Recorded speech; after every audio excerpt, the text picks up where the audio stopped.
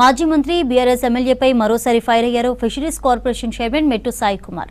తలసాని వసూల్ రాజా అంటే విమర్శించారు. తలసాని తన దందాలు వసూళ్లను మర్చిపోవాలని చెప్పారు. తలసాని కేసీఆర్ ఫ్యామిలీకి గుమ్మస్తా అంటూ మండిపడ్డారు. ఆయనకు సీఎం రేవంత్ రెడ్డి గురించి మాట్లాడే స్థాయి లేదన్నారు.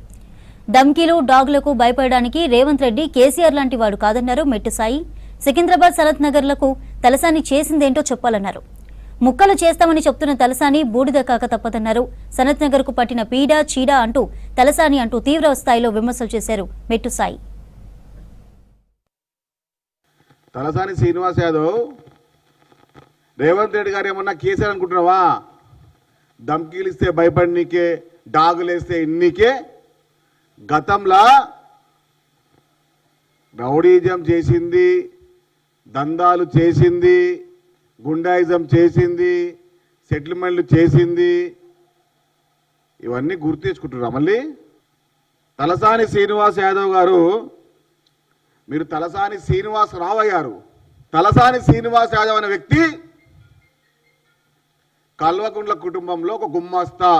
ఆయన కూడా మాట్లాడుతుండే సీఎం గారి కోసం. నీ అర్హత ఎక్కడుంది, నీ వ్యవహారం ఎక్కడుంది, నీ లెక్క ఏముంది, నీ పత్రం ఏముంది, అది మన స్థాయి ఏంది? రేవంత్ రెడ్డి గారి గురించి మాట్లాడే స్థాయి ఎక్కడ మీద ఇక్కడిది? రేవంత్ రెడ్డి గారి కటౌట్ నిన్ను ముందు పెడతాను, దమ్ముంటే టచ్ చేసి చూడు. నువ్వు గత 10 ఏళ్ళు అధికార పార్టీలో ఉన్నావు కదా, అటు సికింద్రాబాద్కి కానీ ఇప్పుడున్న సనత్ నగర్కి కానీ ఇసుమంతన్నా మేలు చేసినావా నువ్వు?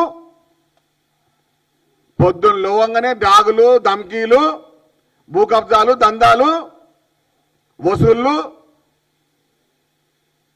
తలసాని శ్రీనివాస్ యాదవ్కి వసూలు రాజని పేరు అలా సికింద్రాబాద్లో.